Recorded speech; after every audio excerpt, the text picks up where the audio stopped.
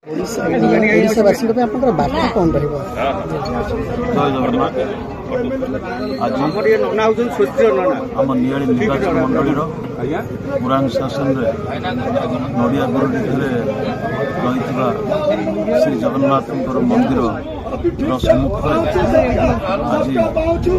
अमृतानंद महाराज सहयोग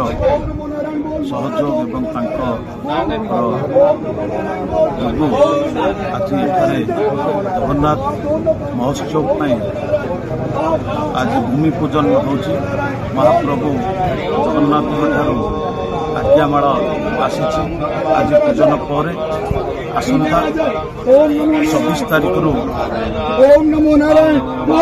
29 तारीख पर्यंत प्रभु श्री जगन्नाथ महोत्सव पालन करा जगन्नाथ उपरे रचित प्रवचन हम एवं यज्ञ अनुष्ठित हम जगन्नाथ संस्कृति परंपरा जगन्नाथ नीति जगन्नाथ जो 56 भोग प्रसाद सेवन एमती बहुत प्रकार कार्यक्रम 5 दिन काल हम आज आमर सौभाग्य आमर भाग्य आम अंचलर जे ये कार्यक्रम से महाप्रभु जगन्नाथ जदि आशीर्वाद न था ये केबे संभव हो न था तेणु महाप्रभु श्री जगन्नाथ को अपार करुणा अपार महिमा जोगु आज एठारे तांकर गोटे कार्यक्रम होची जगन्नाथ जो परंपरा अच्छी जो संस्कृति अच्छी जगन्नाथ महिमा अच्छी से विषय आज लोकलोचन को आनिबा लोकों पाखरे पहुँचेबा ये गोटे मुख्य उद्देश्य रही जगन्नाथ प्रचार प्रसार किभली भाव हेब आज दुनिया रे जगन्नाथ संस्कृति परंपरा को जदि सब लोक जानवे एवं जगन्नाथ नीति को जानवे ताहले निश्चित भाव में आम नियाली निर्वाचन मंडली ता संगे संगे सारा ओडिशा गोटे आध्यात्मिक माहौल सृष्टि हम आ विशेषकर कहि मो निर्वाचन मंडली निश्चित भाव में आध्यात्मिक स्थान अच्छी तार कारण हूँ पवित्र प्राची नदी जहाँकि गंगा नदीर बहु आगुरी ए नदी तेणु ये विश्वास करा जाए एवं अच्छी प्रमाण अच्छी शैव पीठ एवं बहु देवदेवी यही नदी कूल रही अवस्थान एवं प्राची नदी बहुत मूर्ति आविष्कार होईची जो प्राची नदी तटरे भक्त जयदेव तपस्या करथिले एवं एठी से तांकर गीतामृत लिखिथिले जो आपणकर गीत गोविंद को रचना करथिले ये एभली एक पवित्र नदी जो काकटपुर मंगला स्वयं श्री जगन्नाथंकर जेतबळे नवकळेबर हुए से नवकळेबर रे जेतबळे दारू को अन्वेषण करा जाए पुरी दैतापति माने आसी जो आमर देउली मठरे रही ए पवित्र प्राची नदी रे स्नान करी माँ मंगला पाखरे अधिया पड़ी तापर से माने दारूर अन्वेषण रे जाती तेणु एभली एक पवित्र नदी आम अंचल अच्छी एवं विभिन्न देवदेवी मंदिर अच्छी आज महाप्रभु जगन्नाथंकर आशीर्वाद रे करुणा रे आज एठारे जो भूमि पूजन करा जाउची ये निश्चित भाव में आम अंचलवासी को प्रभुंकर आशीर्वाद रही एवं समस्ते शांति रे रहिबे आम अंचल निश्चित भाव में गोटे आध्यात्मिक महल सृष्टि हवा को जाउची आमर एठारे अष्टशंभु अच्छा तेणु आज मो समस्त को निवेदन करुच्ची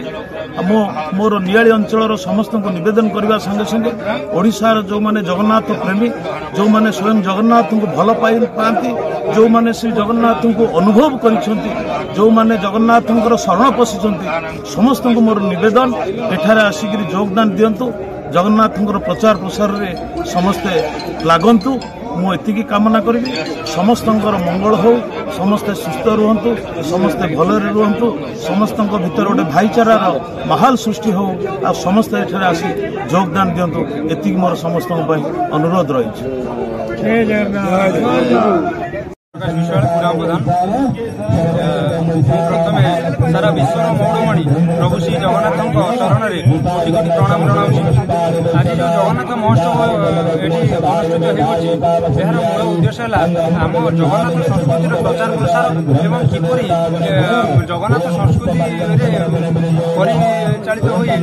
अनुप्राणित हो आम अंचलवासी मैंने किपरि जगन्नाथमय हम और आम सनातन धर्म को आगू किपरि बढ़ई ना सारा विश्वर शांति कामना करी उत्सव आज अनुष्ठित हो धन्यवाद देवी प्रभु श्री जगन्नाथ जो मैंने कर्मकर्ता अच्छा कमिटीर मेम्बर मैंने अच्छा मान्यवर नियाली विधायक श्रीजुक्त अभी मल्लिक ये अध्यक्षता कर अशेष अशेष धन्यवाद ज्ञापन करी एत बड़ आयोजन ये परिचालित होदम यार आहरी उत्तर उत्तर मु कामना करी यह किपरि जगन्नाथ संस्कृतिर प्रचार प्रसार हेबो आहरी जगन्नाथमय हो सारा विश्व एवं सारा विश्वर मंगल कामना हेबो यह मोर एकांत काम्य। देखु प्रथम समस्त को सुस्वागतम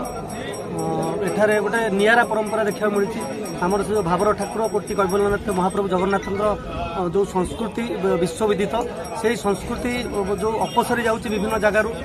जो जिते विदेश में विभिन्न प्रकार जगार विश्वर कोण अनुकूल जगन्नाथ संस्कृतिर प्रभाव बढ़ी चली आम भारत वर्ष तथा ओडिशा रे मत कहीं लगुच कमी कमी जाऊँगी पाश्चात्य सभ्यतार अनुकरण कर विभिन्न प्रकार जो बांकी महोत्सव नियाली महोत्सव विभिन्न प्रकार महोत्सव सब अनुष्ठित होती जो लंगुड़ी लाचर परंपरा जो उद्धत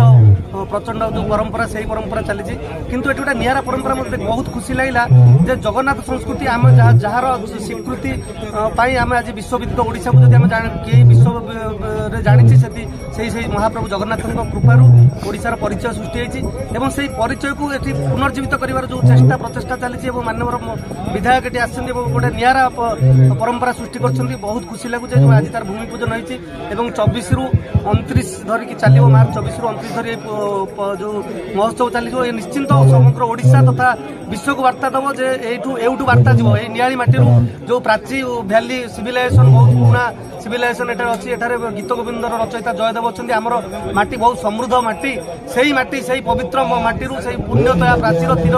प्राची मध्य आज जीव जगन्नाथ महोत्सव आरंभ हम एवं यही परंपरा पुणी आमर जो सांस्कृतिक भावधारा को पुणी उज्जीवित कर विश्वर कोण अनुकूल पंचम निश्चित भाव में कहीपरि एवं एठार जो मैंने आयोजक अच्छा जो साधु सन्थ मैंने आसिक उपस्थित होकर जो सांस्कृतिक जो महोत्सव टी आयोजन कर संकल्प नहीं निहाती भाव में साधुवाद